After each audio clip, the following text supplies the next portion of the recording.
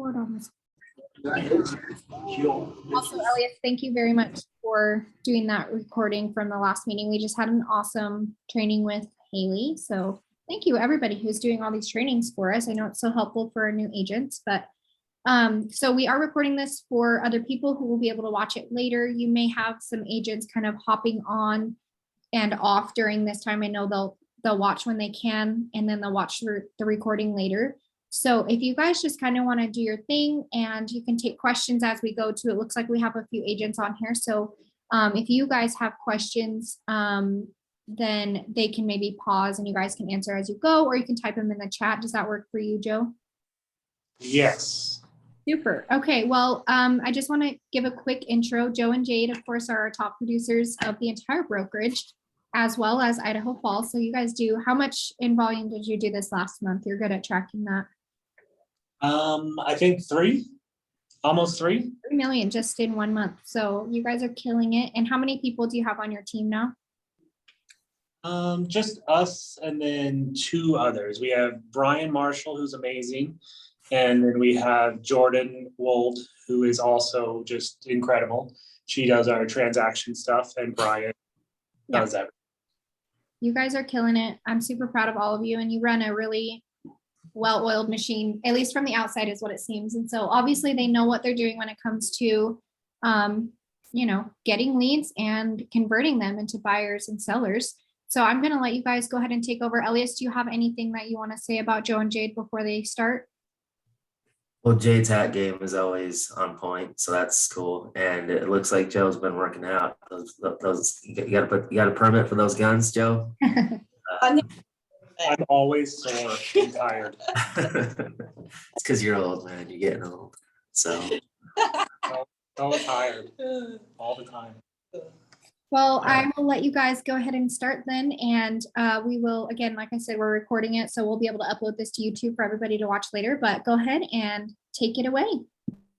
Oh, quick question. How long are we talking for? You can a whole hour. I don't know. I guess we don't have anything after you, so you could go as long as you want. Okay, perfect. 3 hours of this. Yeah, we've prepared about viewers for you all to memorize. Do you want to start? No, you go ahead. Okay. Are you sure you don't want to start? No, you go ahead. Okay, perfect. So the first thing that I want to give a little disclaimer that we are definitely not experts by any means. The things that we'll talk about briefly, and hopefully you guys have a bunch of questions and it's more of a conversation than us just talking. But in all reality, we really are not the experts. We just want to give you a couple tips and tricks. I've only been doing real estate for now it'll be 3 years in July. And Jade, what, 2? 2 years in August. Yeah, 2 years in August. So there's a lot that we don't know. And I feel like that's probably helped us, because I sometimes feel that agents think that they need to be experts in everything to be productive. I feel like agents, they have a lot of self-doubt, and they say, oh, I can't do this because I'm not an expert. I can't do this because I don't know everything about calling someone, or I can't pick up the phone because what if they ask me a question I don't understand? There's very little that I knew about real estate before I became a real estate agent. So I guess the first thing that I would talk about with, and if you start having questions about anything, just type them in. I don't know if you have someone watching the chat. I don't know how to watch the chat on the phone. Elias, is that way? Okay. So the first thing that I would say with building a business, and I don't know if our discussion today is going to be focused on, hey, this is a lead, this is what you do, this is what you say, because I honestly feel that there's never really a lead problem. I feel like it's always a conversion problem, and there's always someone to talk to. There's always someone that you could reach out to, whether your lead, and I hate the word lead because really it's just a contact, it's just a person that has a goal, and if you referred to someone as a lead, then they probably wouldn't like it. Like, I don't like to be a lead to someone. Like, I like to be a client. I like to be a customer. I like to be helped. So I don't like it when I hear terms like, hey, I got this person to buy a house or whatever. Like, I like the mindset of I helped someone or I assisted someone or whatever. But that's just maybe me being nitpicky. But anyway, I'm getting off topic. So with the lead situation or client situation, it's always about conversion. And conversion is one of those things that everyone doubts in themselves is how can I come with no knowledge or anything and convert a complete stranger into trust who want to do business with me, but then also become a repeat client. And so I'm going to pass the mic to Jade just for a second to talk about anything with our intro that we need to correct before we go more on conversion. No, and I think one thing I want to read, a lot of people like to work Sphere a lot, and Sphere is great. And I think if you know your leads are a lot of Sphere right now, then always reaching out to those is great. But there comes a point with Sphere leads, depending on kind of your goal. If you're kind of a person that my goal is to just do a couple a year, then I think just working your Sphere constantly is a great tool to use. If you're somebody who wants to go, you want to do a lot of deals, or you want to do 3 million in volume a month, you got to start talking to strangers, and you got to start reaching out to people that you've never talked to or you don't know, and you got to get resources to get those kinds of people too. So my advice is that if you're wanting to go above and beyond, you got to start reaching out to strangers, and that's part of these kind of lead conversions. It's really starting to make conversations with people you've never talked to before, even if it's like a FISBO, because that's a lead source basically, from a stranger and having a conversation with a stranger. But that can be scary if you don't feel you don't have the skills or the tools to do that. So and that's a good point. Thanks for bringing that up. I'm from Washington D.C. originally, and Jade's from Utah, so we don't have like deep Idaho roots. We didn't grow up in the greatest city in the world in Blackfoot, and we don't own anything there. Like, we don't have this huge network of people that just know us. And so we've chosen different ways to expand, and one of those is through expanding our sphere through reaching out and meeting new people. I think another real problem with Sphere is they know you really well. Early on, when we started, they, said, hey, it looks like you guys have a well-oiled machine from the outside. And I feel like we do have a pretty good machine, but there's also lots of stuff that we need to fix. But the outside is what people see, and your friends and your family, they're going to know you inside and out. Which sometimes when you're new, they're going to know you that, hey, you were just a waiter for 4 years and you just got your real estate license. What is going to make them trust you with their biggest financial investment that they're ever going to make? And so that's just something to be aware of with Sphere. And so the first thing I always like to help when talking to a new agent is you need to have an answer to a question of why someone should pick you, whether it's your Sphere or whether it's stranger or anything. Like, what's your 5-minute answer to, hey, why should I use you as a realtor? And so I think that's a really powerful statement for yourself to know, because that's going to give you the posture when it comes time for you to kind of be the person in the room making that call. So that's my first piece of advice, is just kind of know why someone should pick you. And if you don't know, find a reason, become an expert in something, or just know that even if your answer is, I'm just going to work harder for you, or your answer can be, at the end of the day, I'm always going to pick up my phone for you, because shockingly enough, most agents won't even do that for their clients. And so if you're the agent that always picks up their phone and works for your clients, you're going to have more clients. It's just a fact. So any questions so far, Elias, or any thoughts that you want to chime in with?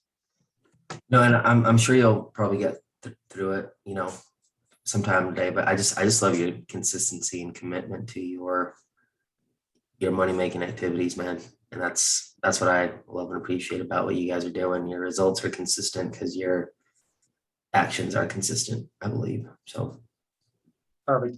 I think consistency is always the only answer in everything. We listened a little bit to Jessica's training yesterday on Instagram and social media and things like that, and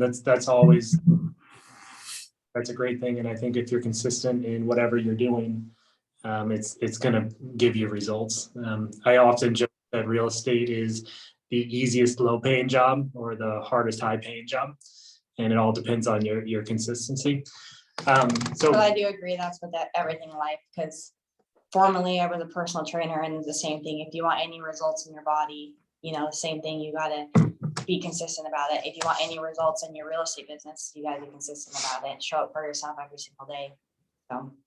Yep. I think that's important. So if we're talking about converting from cold market, if that's what you want to call it, to a transaction, so going from contact to close, The thing that you're always going to hear is it's always a numbers game, right? And so you have to know your numbers. And so you have to know what you're willing to take and do to get the results that you want to have.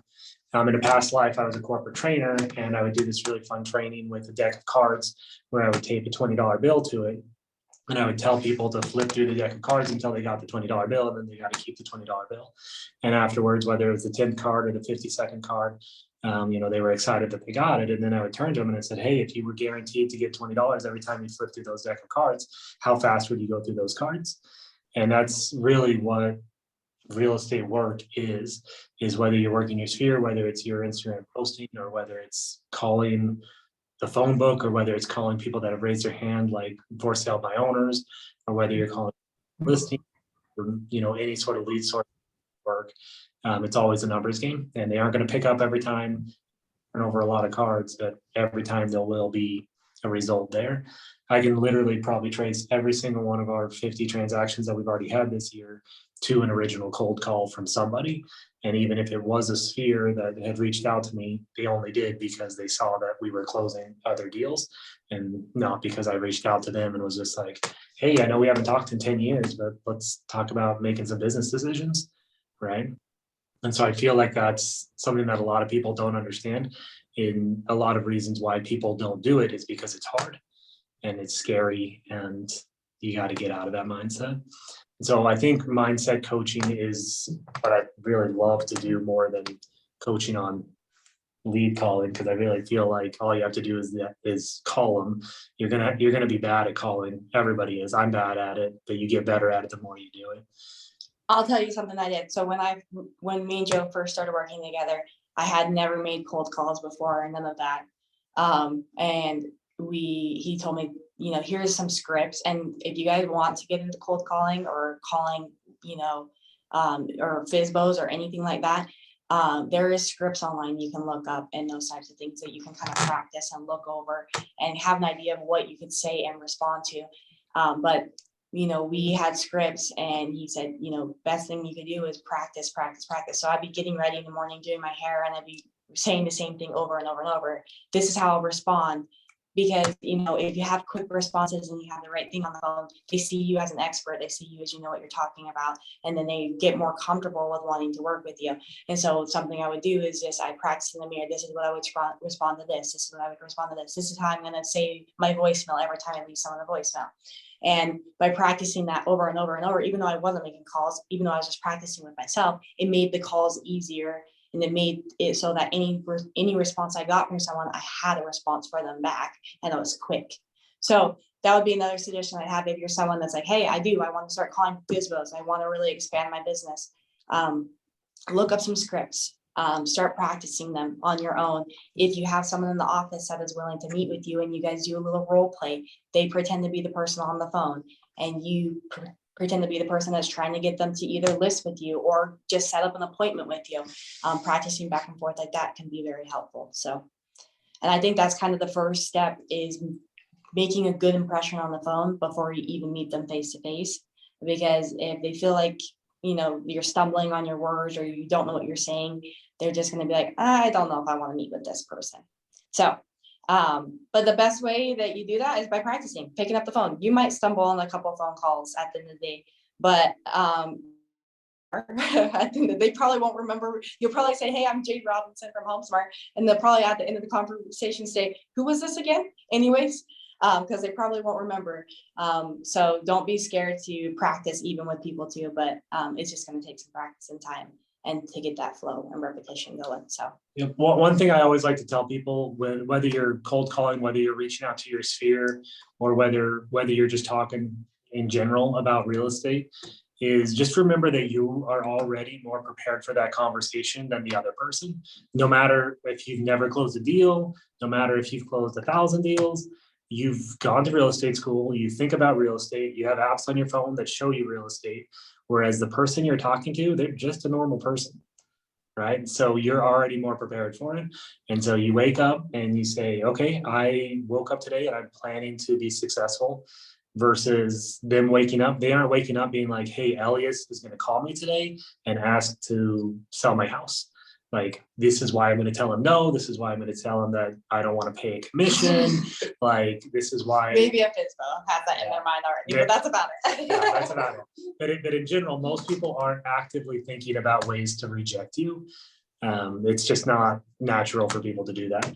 And so that's my first word of encouragement before you pick up a phone, is just remember that you're already more prepared for the conversation than anyone else is on the other line on that phone. So I think that that's really important. I think practicing, just like Jade said, literally speaking them out loud will help. It is so not fun to do it in front of other people. It's the least favorite thing, but I promise every time you'll do it, you'll do better. Every time. Especially if it's someone that you look up to, someone that you trust, they're going to give you feedback. Some people like to have like the spouse give that feedback. I don't recommend that at all. I don't. Some people like to have a spouse as accountability partner. I don't recommend that either. Not speaking from personal experience. I think we hold each other accountable in business too, but it's a little different when you work together. But your spouse who doesn't work with you, maybe they're not the best person to say you need to work harder. Yep. So yeah, you need to say this right. You need to do this right. And also there's enough, stress within relationships to, you don't need someone who doesn't know what they're doing either to be telling you how to do it. So that's just my thought on that. That's a side note. But just as Jade was saying, speaking them out loud, the other thing I would recommend that you do, and this is also tedious before you start talking to strangers, is literally write out what you're going to say. Just write it out, maybe write it out 3 times. And then that way you're going to commit it to memory better, because you're going to forget every single thing that you've ever thought you remembered about real estate when you start getting on the phone. It just happens. Like, I still forget stuff often when I'm talking. Now a lot of things are on autopilot, so that helps, but that's taken 3 years and tons of rejection to get there. Elias, can I tell a little story? Absolutely. So we went door knocking the other day, which is not an activity which I like. But it's an activity that you do because if you're not making any money, you got to do the activity to make the money. Like, at the end of the day, like, that's what you got to do. It's easier to post something. It's easier to do that. But if you aren't having real estate conversations with people directly, if you aren't asking real estate questions, you will not receive real estate clients. If you need, closings within the next 30 or 60 days, you can build your brand, you can build all of those things that'll create business. I'm a firm believer that works. That when we're talking about more immediate results, then we're talking about immediate actions. And so we were door knocking and didn't get anything. It was rough, it was hot. And we were just door knocking. And I started thinking a little bit about that and why we do door knocking or why we do these activities. And I look at it all as practice for the real thing. And so if you're playing golf, which I don't do, Elias is a pro, many real estate agents are pros. I don't know. I mean, I think Elias did like a bogey or something. I think that's a bad or a good thing. I don't know, but it's a thing. So he did something. But anyway, so there's golf that no matter what, when you spend a lot of time practicing golf for tournaments, right, or for game day or whatever, and no one really sees the practice. No one sees the stumbles. No one sees the slices. No one sees all the things. All they see is game day. Right. And so it's really easy to look at our business and be like, Joe and Jade, they're closing weekly, like all the things. Right.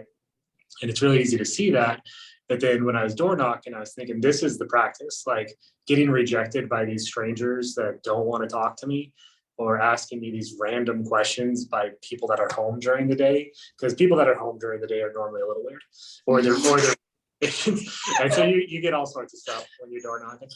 And so getting all these random questions is really just preparing me for when I have someone that is serious. I'm prepared because I have the posture to answer those questions.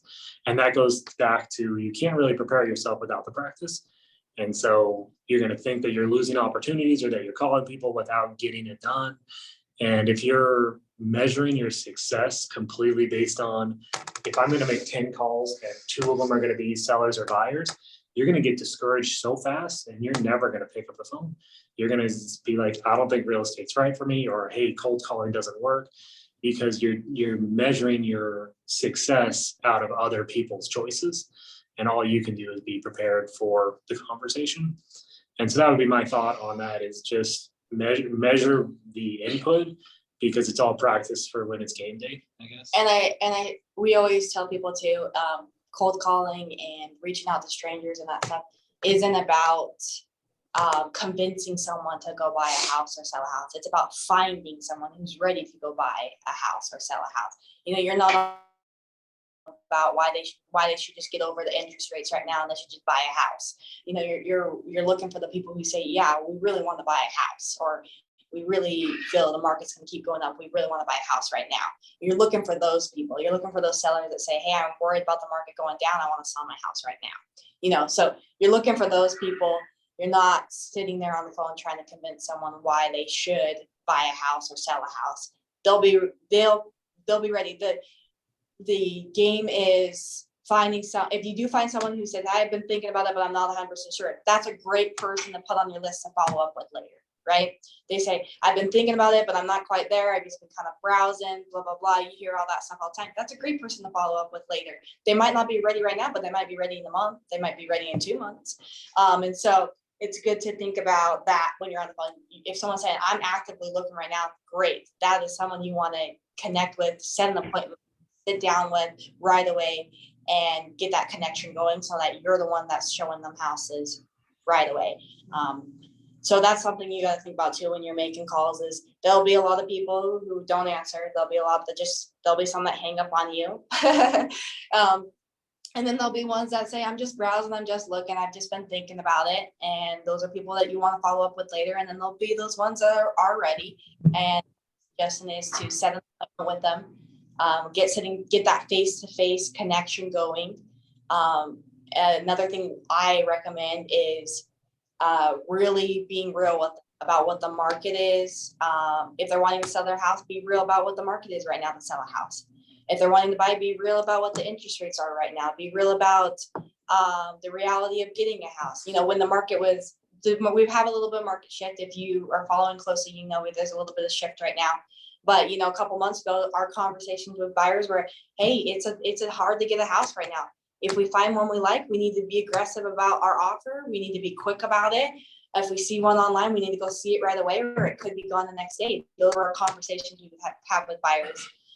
And this quick conversations we have with sellers is, if we really get this house looking nice, we can list it for this much, and possibly we could get over that. Those were the kind of conversations we would have with people. And I think a big part of getting someone to the table to close is just being real and honest about things right from the beginning. You know, if it's not, you know, with this shift, more of our conversations with listing appointments have been, hey, the house might sit a little bit longer than what you've seen in the last couple months. You know, it used to sell in a day or even a week. Now we might be looking at more of a month or even 2 months of your house sitting on the market, and just being really real with the expectations from the beginning. Because if you set unrealistic expectations at the beginning and you go through the process and you keep finding themselves disappointed, that is reasons why they might terminate on their transactions, or reasons why they might not want to use you anymore and go look for another agent. So I think that's a big thing that we do in our business that I think has helped, is just being real and honest about it and just spitting the truth. We've never been more desperate to get a client. If we tell them the truth and they say, nope, we don't want to buy a house now, we want to wait, I'm not gonna force them. I'm gonna say, you know what, we'll be here when you're ready to buy, when you feel it's right. Here's my suggestions though. I think the market, you know, is going to keep going up, and interest rates are going to keep going up. It's not going to get better. I think right now it's better, but if you want to wait, we'll be here when you're ready. So I think that's a good thing to do, is just be honest and real. And if that means that the client feels they're not ready, then you rather that than get farther down the line and them feel disappointed and want to just go use someone else or never want to use you again. So yeah, I think being authentic from step one on your phone calls, on your contacts, and your daily life is always going to help you as a real estate agent. I think when you're gathering these new clients and to the closing table, every time you have a new conversation with someone and your goal is to identify their real estate need, at the end of the conversation, I would ask yourself, what was that client's timing and motivation? And so if you can identify what their timing and their motivation are, then you did a good job on that phone call. Now, if your job, like if you get out the end of a phone call and they're like, I didn't make an appointment or they didn't list with me, then you're looking at it wrong. So all you're doing is identifying their timing and motivation. We like to think that we treat our clients like gold. And so the first step with gold is you got to find it.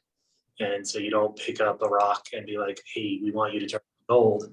You pick up gold and you're just like, you're gold, we're going to treat you like gold. Like that's how it works. And so properly identifying the timing and motivation is so vital. Having those conversations from day one is also an essential aspect of really helping them reach whatever their goal is, because you're not doing them any favors by trying to spin a web of what it is. You tell them just the truth. It always works. Truth is always good enough. With your phone conversations, I've often like tried to simplify how you have those. And I try to break it down into 3 parts. The first of which is your introduction, which is where you're going to help or connect the most people. And that introduction, it needs to be something super simple to kind of get to the point, because when you first talk to a stranger, their goal is to get you off the phone. They instantly great at answering the phone for a stranger, and they're already like, if they even pick up, right? So their first step is, I want to get off the phone with you. The introduction is key. You keep it simple, you keep it brief. And once again, you keep it authentic. You don't, like when you're calling for sale by owner, you don't just say, hey, I want to look at your house. Like it's beautiful. You say, hey, I'm Joe with HomeSmart Premier Realty. And you ask your questions so that you identify who you are. So there's no smoke, no cloak and dagger. The truth is always good enough, because you always want to be in a position where they can trust you. So the first step, introduction, always make that short, brief, and clear, concise. Next is going to be your transition. And this is honestly one of the best exercises you can do, is spend some time and write down transition questions. I'm all about questions when it comes to conversations with strangers. People will always feel good about a conversation when they're the one who's spoken the most. And so if you're asking the right questions that are open-ended and getting them to talk to you, they're going to get off the phone with you and be like, that was a great conversation. And they don't know anything about you, and they're going to think you're an expert because all they did was talk, and they already heard. And so that's one thing that I would do, is with those transitions, you got your introduction and you got your transitions. And those questions, I have lists of them, and I joke that it's, whenever you talk to me, it's like chatting with the Riddler, because I'm just always asking questions. But you want to have those good transition questions that get them to say yes. So there's lots of different types of questions. If you have accountability partner, or you want to talk to someone about good questions, do it, because it'll always be worth it. And then the next is the close, and the close part of the conversation happens over and over and over again. To get someone to a big yes, you don't just say, hey, I'm Joe with HomeSmart Premier Realty. You want to list your house with me and pay me a bunch of money to do that? So you basically need to have them be saying yes the whole conversation.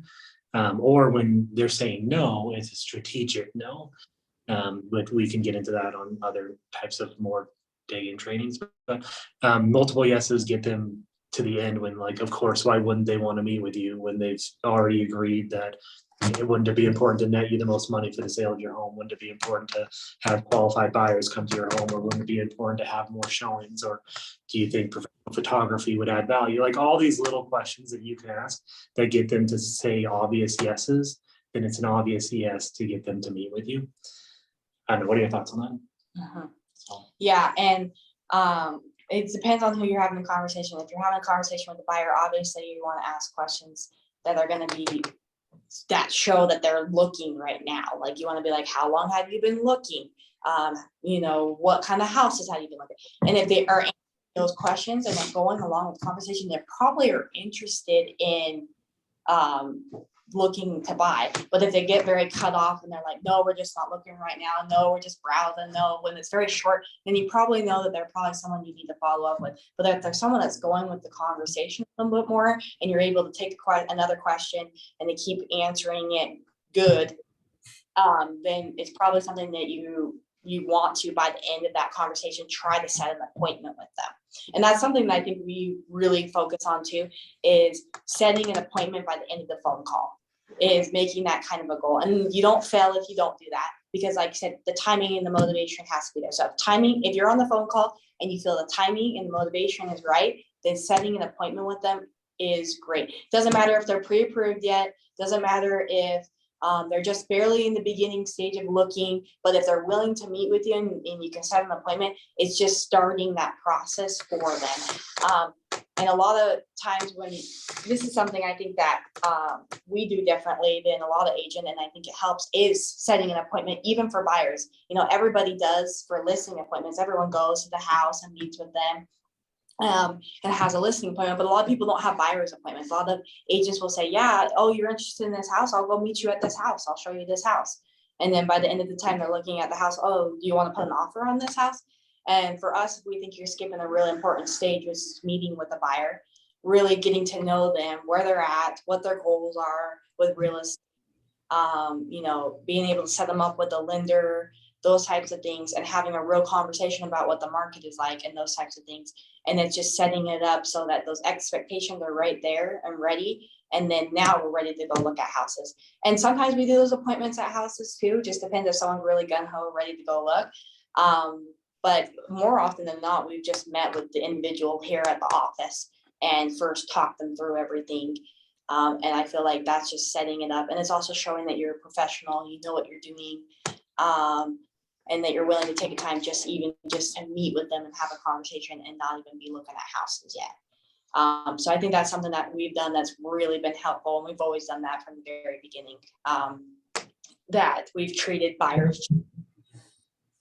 appointments just like a listing appointment, just as important, giving them all the facts. And I feel like that's made the success to closing a lot better for sure. So if you're doing a FSBO and you're calling FSBOs, you're going to ask a little different questions. I don't recommend lying to FSBOs and saying, well, I have a buyer. I'm going to bring a buyer to come look at your house. And then you don't bring anybody. And then they're like, I thought you had a buyer. And, you know, that's damaging trust from the beginning. And they're not going to want to use an agent who just lied to them. You know, just be honest, be like, you know, I want to sell your house. You know, can I meet with you and show you what we do to help FSBOs sell their house? Can I show you our process to, you know, net you the most money? I know that you probably listen without a realtor because you think you're going to net more money, but can I show you some facts about why it would be good to list with us? So just being honest again with those FSBO calls and, you know, appointments, always wanting an appointment with FSBO. It doesn't matter, any stranger you have, it doesn't matter if they want to just buy a flip, if they want to sell their house, if they're just buying their first home, always still set an appointment with them and educate them on flipping or educate them on what you can do to help net them the most money for their house, or what it's like to buy your first home and what you can do for them to get their first home. And I think doing that at the very beginning helps. I feel like we haven't lost like any clients because of that process. And the ones that we have lost is because we've skipped that step and that connection and trust and information giving piece of the puzzle, I guess. So. Yeah, I think let's open up for questions in just a minute. I just had another quick thought, if that's okay, Elias. Absolutely. I think a lot of times when you look at all the realtors that are out there, there's so many different types of personalities. There's so many types of different ways to build a real estate business. And I think it's really good to pick different agents that you look up to, pick different professional mentors and take from them the things that you want to do. That's what I did. That's what I've always done. And I feel like that's when you're looking at your business right now, because right now it's weird. If we're being honest, there's so much weird. I just saw a text from an agent, and I think he's telling me that a house is now available that I showed a month ago. Like a month ago, and I'm just like, okay, Andrew, I know you live in the greatest city in the world, but Spruce Street still's not for that amount. I'm sorry, but in reality, there's so many different types of agents out there. There's so many different ways to build your business. Pick what you want to do, and then start emulating that, and then just do it consistently. That would be my first piece of advice that I would give. I agree with that. I think we can give you all our suggestions and things we do, but I think taking your own spin on it and making it you is going to be the best thing you do. Bringing your personality and your character into it is going to help you the most, and really just expanding on that. Sometimes we do stuff and then we'll have chats about how do we want to change this and do better. And I think that's a great thing. You'll probably be doing something for a little while and then you'll want to change and do it a little differently and make it a better process for you. But I agree with Joe. You definitely have to, you got to make it yourself still. You got to take, and we've taken a lot of pieces of what other agents have done and then just made it Jade and Joe's way. And I think that's the best thing you can do is take pieces that you like from different things and just make it your way. Yeah. So. And I think what my other small piece of advice that I could probably give you as well is there's a lot of parts of real estate that aren't fun. Like cold calling's not fun, door knocking's not fun, getting new business. It feels fun once you have it, but the way you get it isn't fun. And so if there's parts of your business that you just love doing, maybe you love showing houses, or maybe you love, at the closing table, or maybe you love going to lunch with title companies, or whatever it is, like getting invited to golf, or you love the time freedom that you get. You don't get any of the part of the business that you love without doing the hard part. And so I promise you that when you do the hard part more, then you get to do more of the fun part. Like tonight, we doorbell ditch our clients, and we leave cheesecakes for them, and we leave a little note that says, hey, we know it's cheesy, but we love that you're our client. But we don't get to do that without calling strangers. We don't get to do that without doing the work part first. And so we love that part. We would love to only do the fun part. That'd be great, but we don't get to do that without the hard part. I heard this quote once that there's really only two questions in life. It's what is it that you want, and how bad do you want it? And that's where you have to kind of measure in your business right now is, what is it that you want right now in your business? Do you want to sell 10 more houses this year? Do you want time freedom? What is it that you want? And then how bad do you want it? And then you make a roadmap to get there. That's all it is a roadmap. Can I tell a little funny story about that? Absolutely not. No, just get going. Is it the coin collecting story, or what story are we telling today? Okay, first off, let's do questions first, and then we can wrap this up. People have lives and jobs. Any questions at all? And then I'll tell my story to end it. It's okay if you guys don't. Jay did it. Oh, whatever. Honestly, I'll start with a question while everybody else thinks about theirs. I'd love to hear questions from everybody else. It's a weird year right now, and there are agents across the board all over the MLS that are not having as good of a year this year as they were last year. I think, Joe, you and I were looking at your numbers. You guys almost had tripled I think it was like GCI. I don't know what it was, this year compared to last year. What do you think is the biggest key to your success this year? And Stop it. I think she got a new hat, so she now has 3. No, stop. And so that's helped quite a bit. I think one thing is you gotta adjust to whatever. And to be honest, this month has been a little bit rougher for us. Our numbers will probably not be as good next month. We got a lot of listings and our buyer pool has slowed down. And so our focus now is getting that buyer pool up, because now that these buyers are slowing down, you really got to fight to find those buyers a little bit more. And now the listings are flowing more, but now they're sitting longer. So we're not getting those closings next month like we used to. You get a listing and it would definitely close the next month if it was a solid house and price right. We're in a different market now. It's going to take a couple months. And so I think adjusting to, you gotta think about any good agent, I feel like, has just had to adjust. If any agent that's been 20 years in the business, they've gone through all the hills, ups and downs, and they got to find adjustments. And I think the beginning of this year, we set a goal to do better than we did last year. And so far we've achieved it this year and want to still do that goal. And so we just got to keep adjusting. And at the beginning of this year, we did adjust. But one thing that I think really helped us at the beginning of this year was referrals. I think nurturing those relationships and our clients last year, we got a lot of referrals from those, and that's what had we did our normal cold calling, getting new clients, but because we were getting so many more referrals from nurturing those relationships from before, we had a really great first half of the year. So I would say a prime thing is referrals this year for us. And I think that came from just really going above and beyond for our clients last year. And most of those clients were strangers, but strangers always refer you people when you do a good job for them. So. Yeah, and I think that's a bigger aspect of sphere versus strangers. Like you expand them and they become your sphere.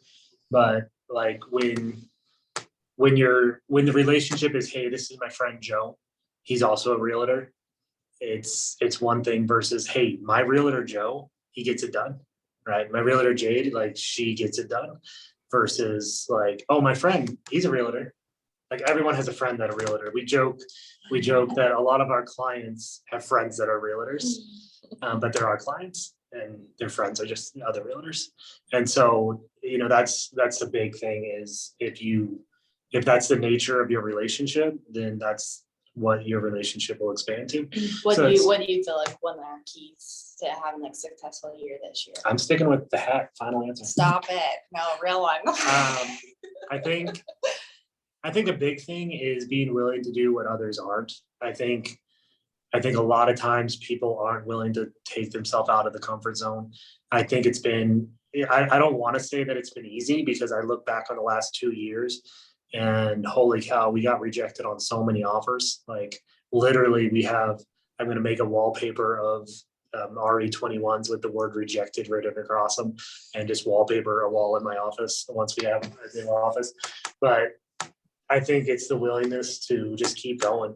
I think it's easy to get discouraged in yesterday's market, and I think it's just as easy to get discouraged in this market. So identifying those proper people to work with. We also don't.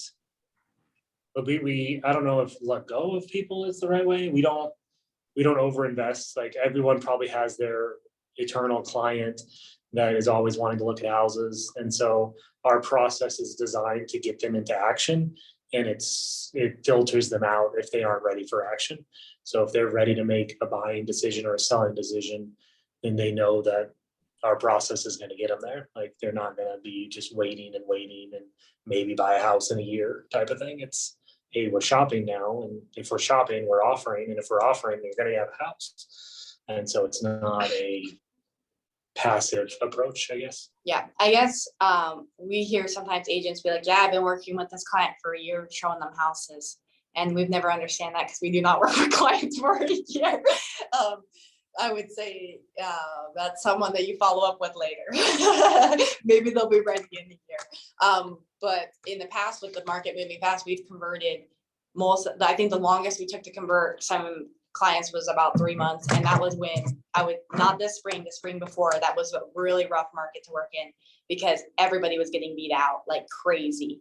And these weren't people who weren't putting offers in, these were people who were actively putting offers in all the time and we're just getting beat out like crazy. And so it took a little longer to get them under contract, but when it eased up a little bit, it became a little easier, and then we would convert people within a month easily. And so I think that's a good thing to think about is, hey, how long am I taking this client? And another thing is, if you have a client who's just looking at 20 houses and they're not putting in the offers or getting serious, maybe it's time to reevaluate what they're really thinking and feeling, because we usually can get within a couple houses someone to put an offer in. And that is part of getting them to the closing table too, is really having those conversations with them is, if you're not happy with any of these houses, maybe what you're looking for isn't in your price range right now. Or if you're not feeling any of these things, maybe we're looking in the wrong area or the wrong this or wrong that, and really having those hard conversations so that you can get them to the table. Sorry, that got a little off topic, but we started talking about converting a little bit. So, but we have another question from the great Iverice. When do you usually time block for follow-up calls? That's a good question. Both. So, well, there's two answers to that I want to respond. I think it goes back to consistency. So whenever you can be consistent. So for us, I like to start early in the morning. I like to just call first thing. There's a quote that if your job is to eat a frog, eat it first thing in the morning. And then it goes on that if your job is to eat 2 frogs, you eat the big frog first. And lead gen is not something that's super fun, and follow-up calls aren't something that's always super fun. So normally Mondays, I call all the listings for a weekly check-in call, where they're at, and then you just call first thing in the morning. My other thought on this is everybody's schedule is different, and you got to figure out what will work best for you. And my only advice on that is whatever your follow-up time is, it's on your calendar and it is sacred time. So it's just as sacred as if you had a showing. It's just as sacred as if you had a closing. It's just as important as your kid's basketball game or whatever. It's once it's on the calendar, that's what you're doing. And if you don't have anyone to follow up with, then you're finding someone during that time, because that time is what it is. So if you want to treat real estate like a hobby and try to make it fill in your day, then you're going to get paid like it's a hobby. But if you want to treat real estate like it's your business, then treat it like a business and show up for whatever hours you set for yourself. Yeah, we usually do calls in the morning, but if we have other appointments that, we try not to do appointments, but sometimes you have that client that wants a 9 a.m. closing on a day and you got to do that. Well, then you need to move it to another day or another time that day and block out that time and make that time work for you that day. Because if you don't block it out, it's very easy to get consumed with other things and get busy. And then, oh, I did not lead gen today or yesterday or the day before. And then all of a sudden you're realizing that you have no clients and you're falling behind. And I mean, we're not perfect. We've had weeks where we've had tons of closings and we're like, man, we didn't lead gen very much this week. And now our pool of buyers or whatever is running really low and we need to get back on it. So we have those times too, but is being aware and just being like, yeah, we got to get back on it. So I think that helps. But yeah, if you can't do it in the morning because you have closing, I'd say time block another time. Otherwise, try to have a set hour every day that you do it at the same time. That works within your schedule will help. So. Do you guys, this is from Brace again, do you guys have your buyers sign a buyer's rep when you meet the first time or when they write their first offer? Nope, when they write the first offer. I don't think we've ever had anyone sign a buyer's rep before. So. Yeah, we do present the blue brochure when we first meet with them. And it's in our buyer's packet. And we sometimes do that in a manner to like, once again, show our professionalism over other agents. We say, hey, if you've met with other agents, you've probably seen this before. And they never have, because no one ever does. And I say, we just want to follow the law. And then they're like, oh, how come those other agents never showed us? And so then they start trusting us. So that's obviously we do that to follow the law. That's our real reason that we do it. But yeah, we've just usually do the first offer. So yeah, we've never tried to push that. And I think that puts pressure on the first meeting, and it can put pressure for some people like, hey, right now sign this. So you're sealed to me as your agent for the next year. That could put some pressure, maybe build some trust first. So. And also we want them to want to work with us more than we want to it's kind of like a chess game where it's a we move, they move situation. And so we don't want to do all the moves first. We want them to work with us. So. Joe, Jade, how long have you guys been licensed for again? I know you mentioned it earlier, but like what's the time period? Joe, 3 years next month, and then 2 years for me in August. And what I love about that is I think Brandon and Jessica 3 years ago, they weren't licensed either, but you guys and Brandon and Jessica are some of the nation's top producers, right? For Home Smart, you guys are a 4-diamond award winner. Is that correct? Mm-hmm. Yep. This last year we were, yep. Yeah. And, even Ben Ramirez, he wasn't licensed 3-4 years ago either. We have some new agents, on the call and some people that are working on their license. What advice do you have for those that are new that want to reach your heights? Go ahead.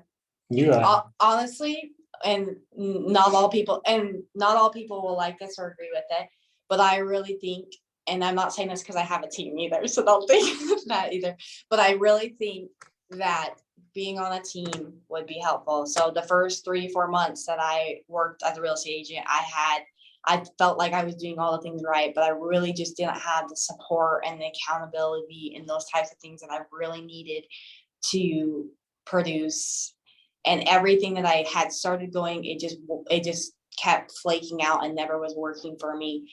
And then Joe and I teamed up, and we really started putting our two heads together and working together, and had accountability and had set schedules and all those things, and that really changed business for me and for us. And so I would say, even if you don't want to be on the team, find somebody that wants to work with you, or work together with someone who can keep you accountable and push you a little bit, or give you advice or mentoring or those types of things, because I feel like Joe has brought a lot of tools to our team that he learned from being on the team too. Being on the team for a while. I think he was on the team he's really only been on, not on a team for a year and a half. So before, for a year and a half, he was on someone's team, and I feel like he has brought a lot of tools to our team that has really helped our business to just structure and advice and those type of things. And I think it's hard to learn those things on your own, and it's hard to learn those things even just from a couple training calls like that. It's hard to really learn all those things. It can be helpful, but sometimes you need a little bit more. And depending on your personality, if you're someone who has a really hard time with accountability, or has a really hard time to push yourself, being around people that can do that can really take your business to the next level.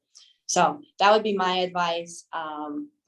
I definitely feel like I got pushed to the next level, joining up with Joe. So I actually had a question, if you don't mind. So with you guys being on teams, has there ever been a scenario where you interact with a client and for some reason you just feel like your personalities might just not mesh, but someone on your team might be like a perfect fit? Has there ever been scenarios where you're like, hey, like I have someone that would work great with you, and you refer them to them? Or how does that ever play out? We've had Brian, our agent, he helps us out with a lot of one thing is we get very busy. And so that's why we even have some people on our team to kind of give some of that business that, might not mesh super well, or just we feel Brian can handle it or do a really good job with it. We have a listing that Brian has kind of taken over for us, and he's just doing all the work on, because it's just something that we haven't had as much time for, where he can dedicate and be more focused on it than we can. And so, we've definitely done that with some of our businesses and our clients. And I definitely do.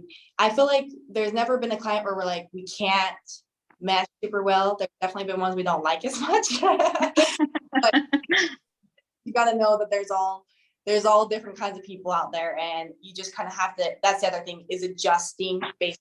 There's ones that we can be super funny with, fun, goofy. There's ones that are super serious. We're going to be more serious today. So You read them, yeah. Gotta read the energy. But Joe, do you have anything to say to that? I think when you're the member of a team, Mhm. one of the benefits is that you will get people that the team will just give you, and they'll be like, hey, we want you to start working with this person, or hey, here's a listing that's just yours. So it's not even just a referral. It's just like, hey, you have a client type of thing. And so the one that the most recent one, it wasn't designed because the client was weird. They happened to be very weird. We didn't know that. It's designed to be a learning experience to grow. Yeah. And that's the other thing, is we try to help our team members learn and grow. And so helping them with the listing and get it going, kind of helping them through it, is a way to grow, we believe. I think that's also one thing.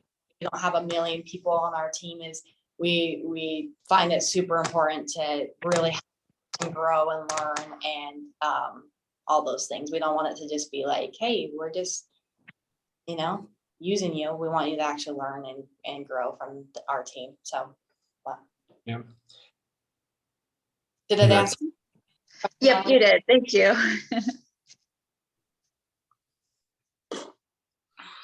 Here's another question from Marvin. I might have missed it, but when you guys go do cold calls, where do you get those? Where do those numbers usually come from? Great question. So technically, like, no one that we really, well, there's one service that we use that would be a real cold call. And we use a service called the Red X or Vortex. And so that service is one that you can pay for that'll pull data for you. It'll pull neighborhood data. People call it geo farming. People call it circle prospecting. That's one that we have and we kind of use sometimes. But we also use that to pull for sale by owner data instead of just kind of cherry picking through Zillow. It keeps track of them and stuff like that. There's lots of different IDX websites that you can use. We use Brivity, like Colt does as well, Marvin. So that's one of them, and we have another one that we really like. But those are kind of those ones are buyers that have Googled, homes in Idaho Falls, homes in Rigby, homes in Blackfoot, or different key things to come up on things. And so that's something you're interested. There is tons of websites out there. And we learned a lot at the Home Smart, like the Grow Summit. The Grow Summit. We actually heard of so many different lead sources from there too, that we have actually tried to look into and try. There was like one that was mentioned so many times there.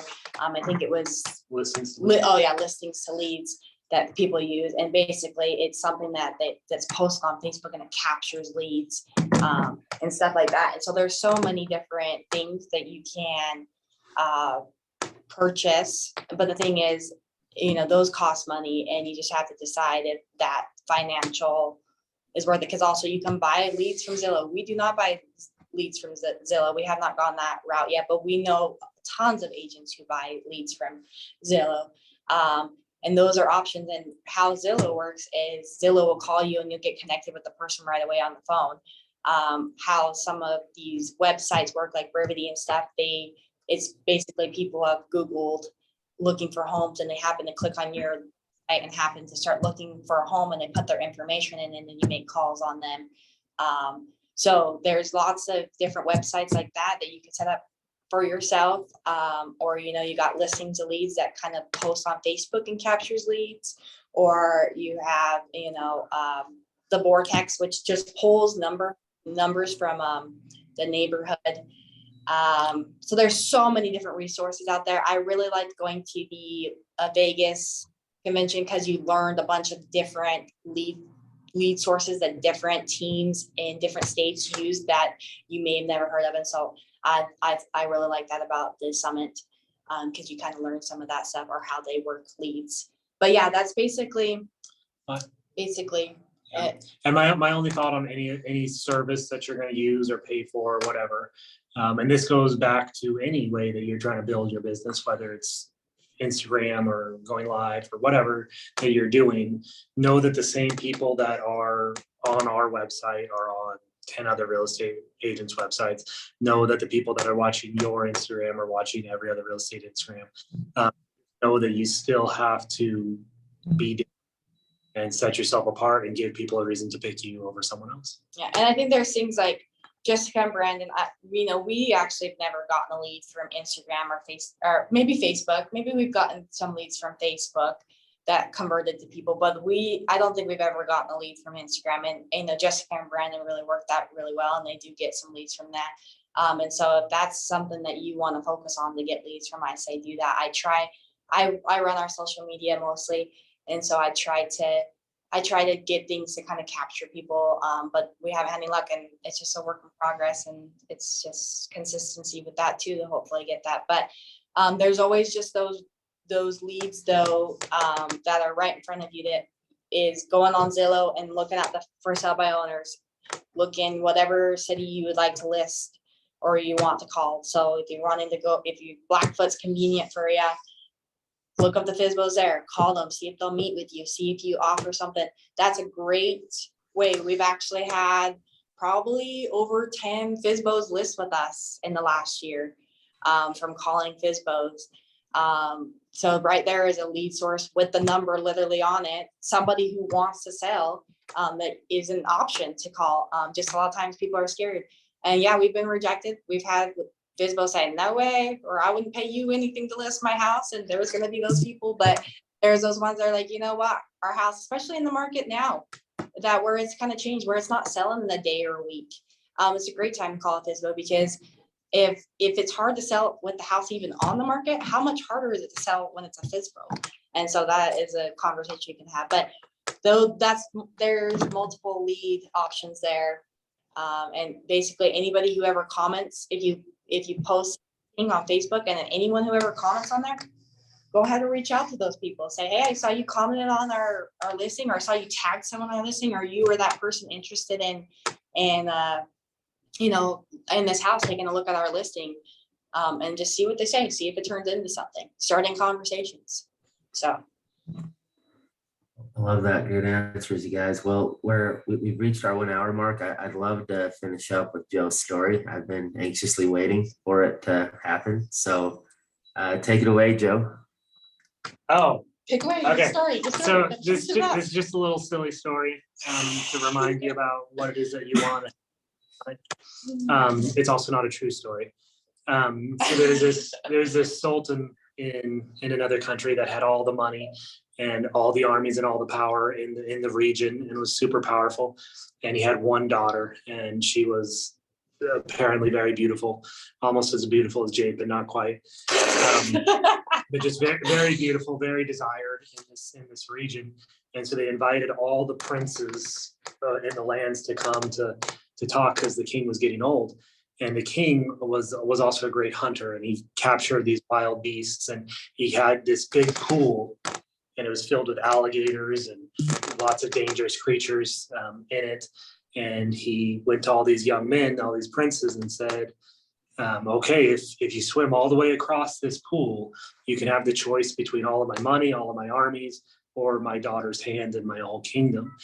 Before he could even really finish that statement, there was a splash, and then they saw this young man swimming across the pool as fast as he can, pushing away alligators, sharks, and all the things. And he jumps out at the end of the pool and is completely out of breath. And the king runs over to him because he's shocked that the man had such bravery. And he leaned over to him and he said, you know, my son, what is it that you want? You have everything that you could have from me because of your bravery. And he says, all I want is the name of the person that pushed me into the pool. And the moral of that story is, you know, what is it that you really want? And sometimes you're going to get pushed into a very scary thing like you are in this market. And you got to decide what it is that you're going to be willing to go after. And so I told that story faster. Normally I make it a little more embellished. But realistically, this is a scary market, and we're all in this and get what we want. But anyway, you guys are awesome. Thank you. Yes, Thank you, appreciate it. guys. That was awesome. Thank you. Okay, have a great day. I'm gonna stop the recording now. Take care, guys. Thanks for joining.